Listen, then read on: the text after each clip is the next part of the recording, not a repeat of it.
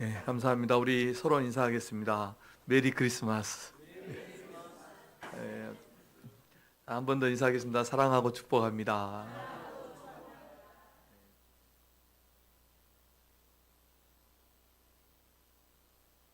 보배 합을 열어라는 제목으로 말씀을 함께 나누겠습니다. 오늘 1절, 2절 말씀을 우리 다시 한번 읽어 보겠습니다. 오늘 말씀 1절, 2절입니다. 시작. 헤롯 왕 때에 예수께서 유대 베들레헴에서 나심에 동방으로부터 박사들이 예루살렘에 이르러 말하되 유대인의 왕으로 나신 이가 어디 계시냐? 우리가 동방에서 그의 별을 보고 그에게 경배하러 왔노라 하니. 아멘. 동방의 박사들이, 오늘 본문으로 하면 동방 박사들이 이제 유대인의 그 왕으로 나신 이의 별을 보고 이제 유대 쪽으로 오다가 왔는데 예루살렘에 들어갔습니다. 그래서 예루살렘에 들어가서 유대인의 왕으로 나신 이가 어디 계시냐 이렇게 물어보았습니다. 그 이유는 무엇이냐면 이제 왕이 태어나면 당연히 수도인 유대의 수도인 그 예루살렘에서 태어날 것이다. 왕의 도성이 있는 거기에서 태어날 것이라 생각했기 때문입니다. 세상에서는 아무리 왕의 아들로 태어난다 해도 그 태어날 때부터 왕이라고 부르진 않죠. 왜 그러냐면 뭐 여러 아들들이 있을 것이고, 특히 이 당시에는 헤롯 대왕인데 헤롯 왕도 이제 로마의 그 황제로부터 유대 땅의 왕으로 이렇게 위임을 받은 사람이기 때문에 그 헤롯의 아들로 태어난다 해도 왕이 되는 것은 자기의 어떤 역할에 들어있지 않는 것이었습니다. 그리고 또 우리가 옛날의 어떤 사극이나 역사를 보면 왕도 자기 아들을 견제하죠. 자기가 뭐 세자로 세워놓고 그 세력을 견제합니다. 때로는 죽이기도 하고 제거하기도 하고 이런 일을 하죠. 이게 세상의 권력이라는 것입니다. 그런데 예수님은 태어날 때부터 어떻게 태어났습니까? 유대인의 왕으로 태어났습니다. 이것은 예수님께서 이 세상의 구원자로 이 세상을 오셨다는 것을 말해주는 것입니다. 그래서 이 동방 박사들의 예루살렘 방문은 큰 소동이었습니다. 깜짝 놀랐죠. 예루살렘에서. 자, 3절을 함께 읽어보겠습니다. 시작. 헤롯 왕과 온 예루살렘이 듣고 소동한지라. 아멘. 동방에서 그 나라 사람도 아닌 다른 나라에서 사람들이 와서 유대인의 왕이 태어났는데 어디에서 났습니까? 이렇게 물어보니까 예루살렘이 소동이 일어났다는 것입니다. 왜냐하면 특히 유대 나라 사람들은 유대인의 왕이라는 그 의미가 무엇인지 잘 알았기 때문입니다. 유대인의 왕 하면 메시아라는 것을 예루살렘 사람들, 유대 사람들은 누구나 알고 있었기 때문에 깜짝 놀란 거죠. 그런데 그 중에서도 가장 놀란 사람이 누구였을 것 같아요? 헤롯 왕이었죠. 헤롯. 내가 지금 왕인데 다른 왕이 태어났어? 이렇게 생각을 한 거죠. 그리고 자기도 로마의 황제로부터 위임받은 그런 왕이고, 그리고 이 권력이 언제까지 갈지도 모르는 이런 사람인데 유대인의 왕이 태어났다니까 깜짝 놀란 것입니다. 그래서 헤롯이 어떻게 했냐면 유대의 종교 지도자들을 부른 겁니다. 불러서 유대인의 왕이 어디에서 태어나느냐 물어봅니다.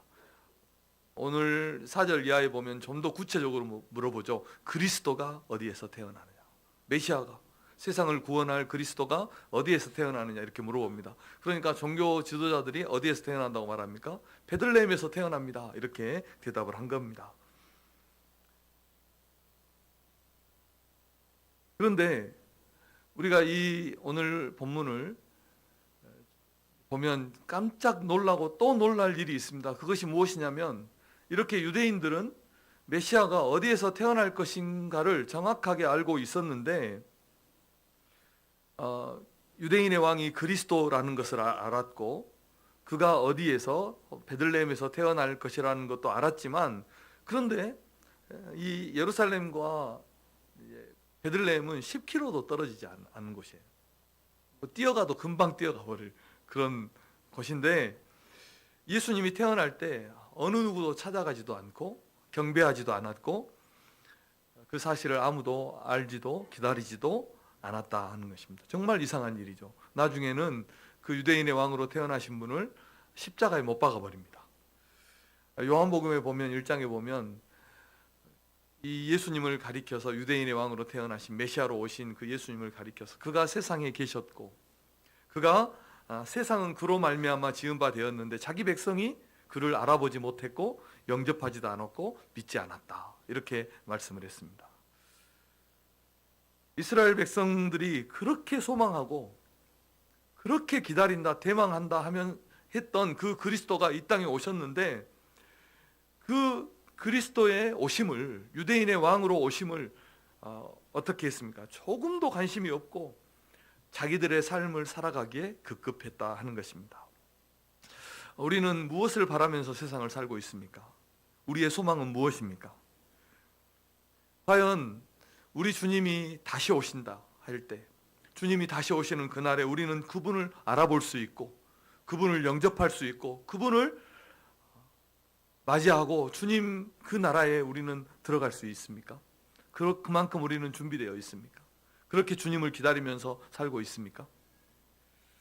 이스라엘의 이 모습이 우리의 모습 속에는 들어있지 않는지, 우리의 신앙생활 속에는 우리가 생각해 볼 수 있습니다. 우리가 2주 전에, 전주에, 어제 말고요, 슬기로운 5 처녀처럼 정말 주님 다시 오시면 주님 손잡고 그 나라에 들어갈 그런 마지막 때의 준비를 하면서 우리는 살아가고 있는지, 아니면 많은 사람들처럼 아무런 준비 없다가 낭패를 당하는 그런 사람이 되지는 않는지 우리가 우리 자신을 돌아봐야 되겠습니다.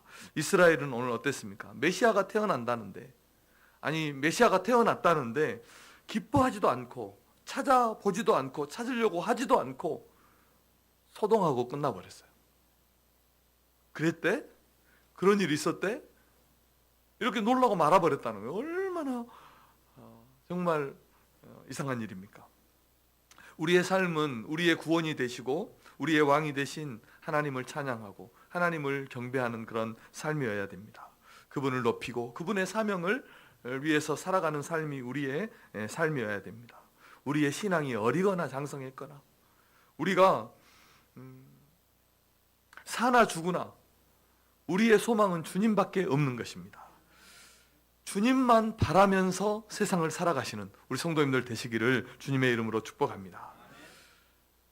그런데 이렇게 하나님의 백성인 이스라엘 사람들은 주님을 바라지도 않고 영접하지도 않고 찬양하지도 않았지만, 저 멀리 이방의 땅에서 온 동방 박사들은 오늘 어떻게 했습니까? 그 예수님을 찾아와서 예수님께 경배하고 그 예수님께 예물을 드렸습니다. 이 동방 박사들의 예배는, 경배는 우리에게 귀한 교훈이 되고 있습니다. 오늘 이들의 발걸음을 우리가 따라가면 아주 귀한 것들을 발견할 수 있는데, 이들이 걸어온 그 길을 우리도 한번 걸어보고 이들이 따라간 그 별을 한번 따라가 보겠습니다. 그러면 그 별이 우리를 믿음으로 또 주님께로 우리를 인도하는 것입니다. 자, 오늘 동방에서 온 이 박사들은 누구냐면, 오늘 본문에서 보면 동방에서 왔다는 것밖에 몰라요. 어느 나라 사람인지 무엇을 하는 사람인지 잘 모르겠어요. 그런데 동방으로부터 왔다고 그렇게 말을 합니다. 여기에서 말하는 이 박사라는 단어는 바벨론이나 페르시아 지역에서 점성가들이나 혹은 진짜 점을 치는 사람들, 별을 보고 미래를 예측하는 사람들, 점성가들이거나 박사들이거나 술사들이거나 현자들, 상당히 지위가 높은 이런 사람들을 가리킬 때 이런 단어를, 박사라는 단어를 씁니다. 그래서 이들은 하늘의 별자리를 연구하고 미래를 예측하는 이런 점성가들로 보죠, 학자들이. 그래서 이들이 별을 연구하는 점성가였다면 별을 연구하다가 이상한 별 하나를 발견한 것입니다. 사라져버린 별이 아니라 이상한 별 하나를 발견했어요. 이전까지는 관측된 바가 없던 그런 별이었어요. 그리고 이들은 어떤 소식을 일찍이 들었냐면 유대인의 왕에 대한 소식을 알고 있었어요. 바벨론 시대에 또 페르시아 시대까지 하면 150년 동안 이 바벨론 지역에 흩어져 살았던 유대인들이 많이 있었죠. 디아스포라 유대인들이 많이 있었습니다. 그들을 통해서 언젠가 유대에 이 땅을 구원할 메시아가 올 것이라는 이런 소식을 들었어요. 많은 선지자들도 있었죠. 다니엘, 에스라, 에스겔 이런 많은 선지자들이 있어서 선지자들이 복음을 전하고 유대인들이 유대인의 왕에 대해서 말을 했을 겁니다. 그러니까 그 별이 나타난 것과 유대인들을 통해서 들었던 이 복음에 대한 소식 이런 것들을 그들이 듣고 연구했을 것입니다. 그리고 나서 어떻게 했습니까? 그 이야기와 별을 보고 별의 인도를 따라서 유대 땅을 향해서 온 것입니다. 자, 그런데 유대 땅 예루살렘에 이르러 보니까 그 이야기가 사실이었어요. 그리고 그 땅에 살고 있었던 사람은 유대인의 왕을 정확하게 알고 있었다는 것입니다. 어떻게 알고 있었어요? 어디에서 태어나는지를 알았어요. 어떤 마을에서 태어난지도 알고 있었습니다. 그리고 그가 어떤 일을 할 것인지도 알고 있었어요. 아마 이런 소식은 그들에게 더 큰 확신을 주었을 겁니다. 별을 보고 단순히 전에 들었던 그 소식을 듣고 별을 따라서 왔는데 와보니까 유대 땅에 와보니까 그 백성들은 다 알고 있더라는 겁니다. 그리고 그 별의 인도함을 따라서 베들레헴까지 이르렀고 거기에서 아기 예수님을 만나서 그 아기께 경배하고 예물을 드리고 꿈에 헤로데게로 돌아가지 말라라는 그런 지시를 받고 자기 고국으로 돌아갔다는 것입니다. 이게 오늘 본문의 이야기입니다. 동방 박사들은 이 일련의 과정을 통해서 예수님이 유대인의 왕이고 세상을 구원할 메시아로 이 세상에 오셨다는 것을 그리스도임을 알게 되었고 믿게 되었고 그에게 경배하고 예물을 드렸다는 것입니다. 자, 우리가 이 성탄절에 무엇보다도 우리의 구원의 주님으로 오신 이 예수님을 나의 구주, 나의 왕으로 영접하고 믿고 받아들이는 우리 성도님들 되시기를 주님의 이름으로 축복합니다. 그래야 우리가 주님께 드리는 그 예배가 참된 예배가 되고 참된 경배가 되는 것입니다. 우리가 주님께 드리는 예물이 진짜 예물이 될 수 있는 것입니다. 하나님은 성경과 이 별과 동방 박사들의 이야기를 통해서 우리를 믿음으로 인도하는 거죠. 잘 따라가 보세요. 그러면 그곳에 계신 우리를 구원하러 오신 이 땅에 오신 그 예수 그리스도를 우리가 발견하게 될 줄로 믿습니다. 그것도 한 번 들어서는 잘 이해가 안 돼요. 한 번 들어서는 이해가 안 되니까 이 복음을 계속 듣게 하시고 믿음의 사람들, 믿는 사람들을 함께 주셔서 믿게 하시는 것입니다. 우리 성도님들이 이 성탄의 아침에 우리를 구원하러 오신 그 아기 예수님에 대한 확실한 믿음을 가지고 주님을 경배하고 또 주님께 예물을 드리고 우리의 남은 삶을 이 주님을 위해서 살아가시는 성도님들 되시기를 주님의 이름으로 축복합니다.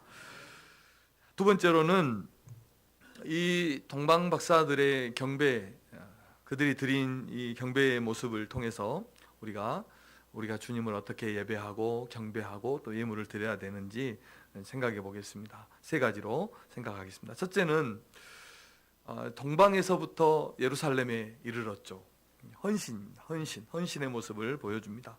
자, 1절 말씀을 우리 다시 한번 읽어보겠습니다. 시작. 헤로드 왕 때에 예수께서 유대 베들레헴에서 나심에 동방으로부터 박사들이 예루살렘에 이르러 말하되 아멘. 동방의 바벨론 지역이나 페르시아 지역에서부터 이곳에 왔다 이렇게 보는데 천문학자들이고 아마 직선거리만 해도 1000km는 되고 돌아서 왔다면 2000km는 넘는 거리입니다. 에스라서에 보면 이스라엘이 2차 귀환하는데 이 페르시아 지역에서 2차로 귀환할 때 3개월 정도가 걸렸다고 나옵니다. 그런데 이들은 별을 보고 왔기 때문에 물론 정확한 목적지는 알았다 하더라도 별을 보고 왔기 때문에 밤에 왔을 거라 이렇게 추측이 가능하고 그리고 별이 항상 보이는 것은 아니에요. 오늘 본문에서도 보면 그들이 별을 보고 깜짝 놀랐다는 표현이 나오거든요. 그러니까 별이 항상 떠 있는 것이 아니에요. 그 험한 길을 그래서 그렇게 밤에 이동하고 춥고 위험하고 어려운 길을 이동해 왔다는 것입니다. 찬송가 오늘 마치고 찬송할 텐데 설교 마치고 그 가사처럼 산을 넘고 물을 건너 별을 따라온 거예요. 또 우리는 이 예물이 황금, 유향, 모략 세 가지니까 동방박사들이 세 사람인 걸로 이렇게 생각을 하는데 그렇지 않습니다. 이 무리가 아주 큰 무리였어요. 무리가 낙타를 이끌고 또 수개월에 이렇게 이동을 해야 되니까 얼마나 많은 물품들이 있어야 되겠어요. 먹을 것, 마실 것, 텐트, 그리고 많은 사람들이 이동하니까 많은 짐들이 있었을 거예요. 아주 이 큰 무리가 또 오기만 하면 됩니까? 왔다 가야 돌아가야 되죠. 정말로 많은 것들이 필요해가지고 그 많은 것을 가지고 왔다는 것입니다. 그러니까 이렇게 긴 기간을 왕복했다면 얼마나 철저히 준비하고 또 많은 것을 준비해서 왔겠습니까? 이전에 러시아에서 이런 경우들이 있었죠. 막 예배를 공산당 시절에 예배를 드릴 수 없으니까 3시간 기차 타고 가서 그곳에서 2시간 예배 드리고 또 3시간 기차 타고 자기 집으로 돌아온 이런 것과는 비교가 안 될 정도의 동방박사들의 먼 여행이었다는 것입니다. 그래서 이들의 예배는 최소한 6개월, 수개월이 걸린 그런 여행 끝에 하나님 앞에 이 땅에 구주로 오신 예수님께 예배를 드린 그런 경배였다는 것입니다. 이런 헌신과 수고가 있는 예배였다는 것입니다. 오늘날 사람들은 편리한 것을 많이 추구합니다. 조금만 복잡하고 어려우면 참지를 못합니다. 그런데 우리가 주님께 드리는 경배는 헌신과 인내의 그런 수고의 경배해야 되는 것입니다. 우리는 주님을 위해서 편한 헌신이 아니라 수고하고 참고 인내하는 그런 헌신을 주님 앞에 드리는 성도가 되어야 할 줄로 믿습니다. 교회도 땀 흘리고 수고할 때 신앙도 잘하고요, 더 기쁘고 즐거운 것입니다. 어떻게든지 학생들은 학생들끼리 모여서 교제하고 또 목장으로 또 전도 예배로 예배로 모이는 일에 힘쓰고 또 서로 교제하고 섬기고 봉사해야 하는 것입니다. 함께 할 때 힘이 나고 재밌고 또 할 맛이 나는 것입니다. 주님의 교회를 섬기는데 내가 도울 일은 없는지 돌아보고 내가 섬길 일은 없는지 돌아보고 모든 일에 함께하며 함께 수고하는 우리 성도님들 되시기를 주님의 이름으로 축복합니다. 예배도 이 1시간 예배 드리는데 얼마나 많은 수고가 들어있는지 모릅니다. 우리는 딱 와서 예배 드리지만 보이는 곳, 보이지 않는 곳에서 섬기고 준비해야 이 하나의 예배가 드려지는 거예요. 어제도 우리 이제 그 성탄 행사 이렇게 마치고 이렇게 제가 쭉 보니까 우리 오륙목장 젊은 부부 가정들은 어떻게요? 이 앞에 강단 있는지 없는지도 모르겠지만 강단 또 치우고 그리고 또 찬양 준비하고 그렇게 하고 4시 5시 돼서 집에 가요. 그리고 그 자녀들은 어떻겠어요? 그 자녀들은 아침 주일학교 때부터 9시 때부터 와가지고 하루 종일 같이 있는 거예요. 하루 종일 같이 있는 거예요.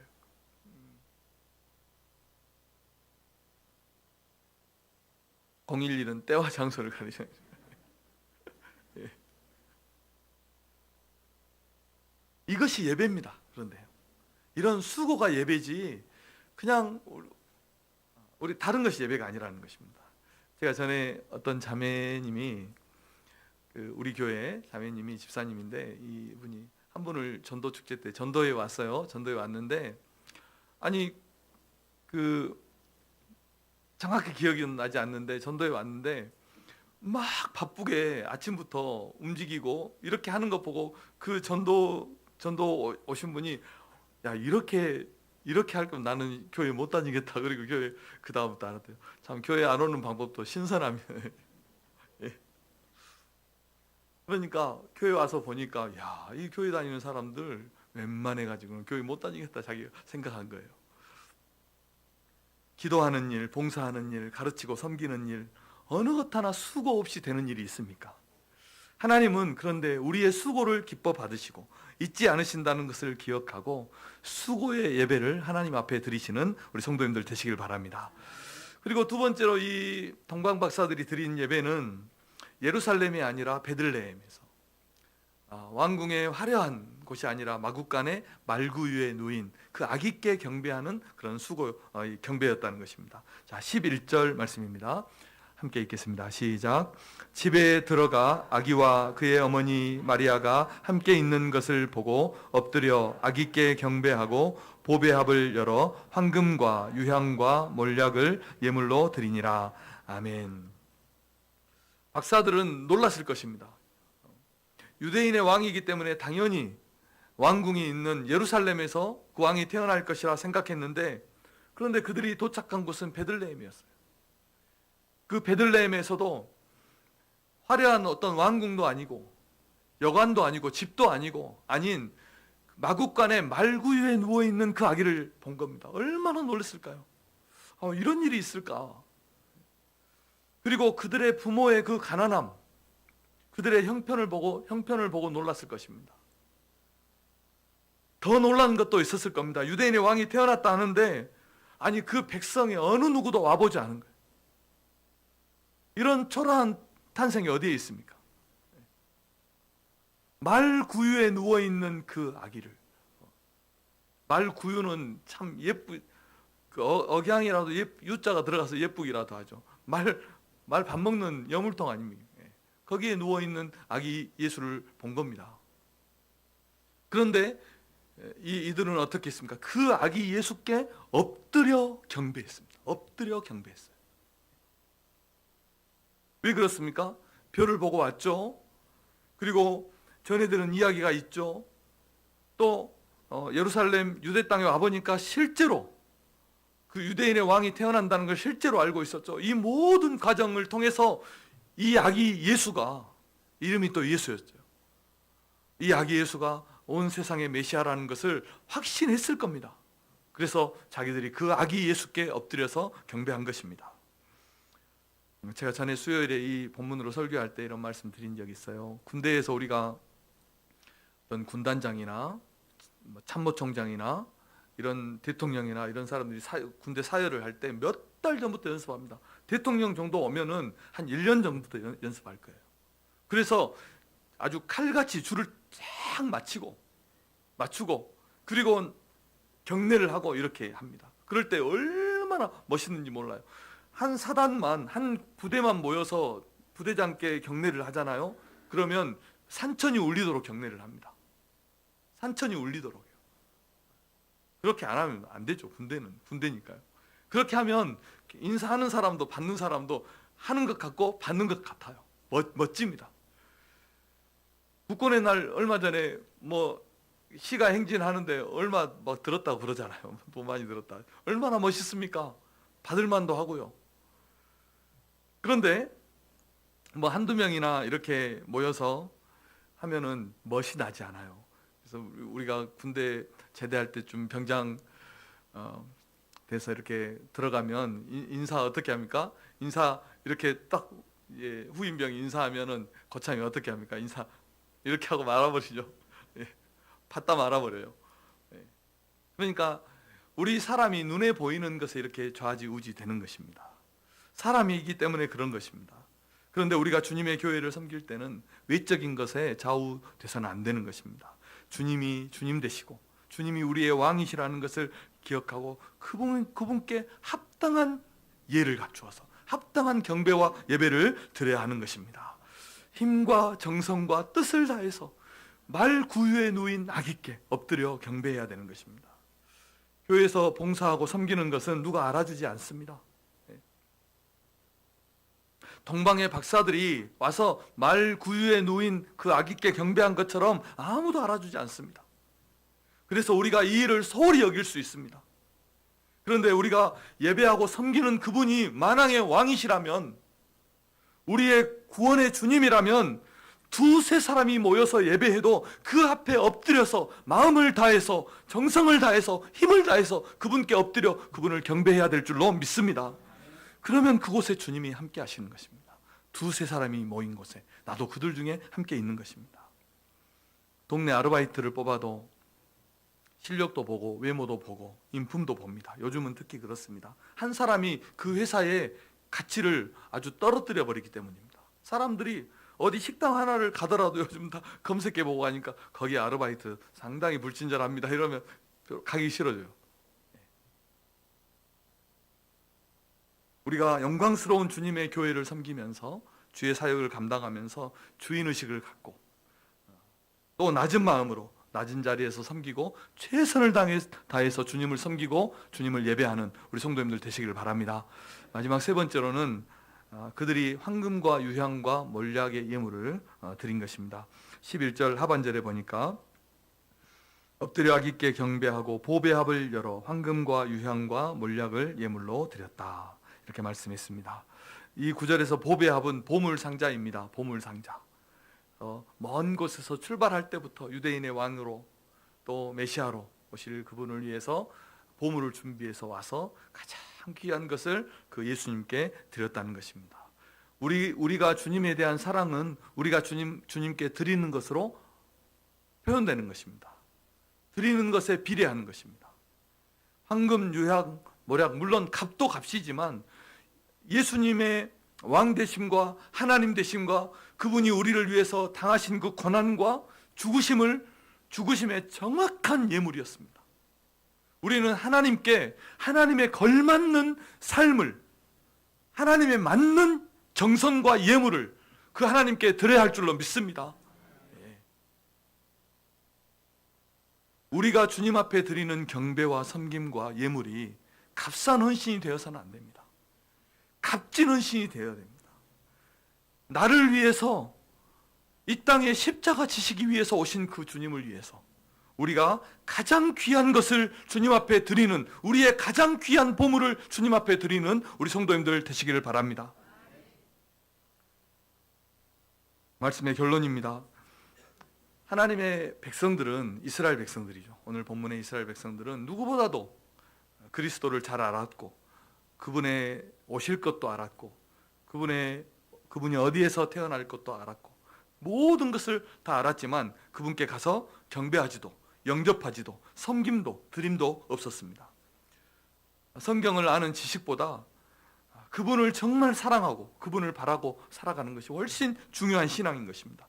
하나님께 이런 신앙을 가지고 주님을 섬기면서 신앙생활 하시는 우리 성도님들 되시길 바랍니다. 그런데 오늘 본문의 동방 박사들은 이방인들임에도 불구하고 동방에서부터 별을 따라서 먼 길을 여행해서 예수님께 경배하러 온 것입니다. 그리고 자신들의 예상과는 전혀 달랐던 그런 유대인의 왕을 만났지만 그 아기께 경배하고 그 보물 상자를 열어서 자기들이 준비한 그 귀한 예물을 그 아기께 드렸다는 것입니다. 자, 오늘 우리가 우리의 구원의 주님이 되시는 이 예수님을 만나는 성탄절이 되시고 그분께 엎드려서 경배하는 예배가 되시고 우리의 가장 귀한 것을 드리기로 결단하는 그런 시간이 되시기를 주님의 이름으로 축복합니다. 그래서 우리의 평생을 주님께 드리겠습니다. 내 생명까지도 주님께 드리겠습니다.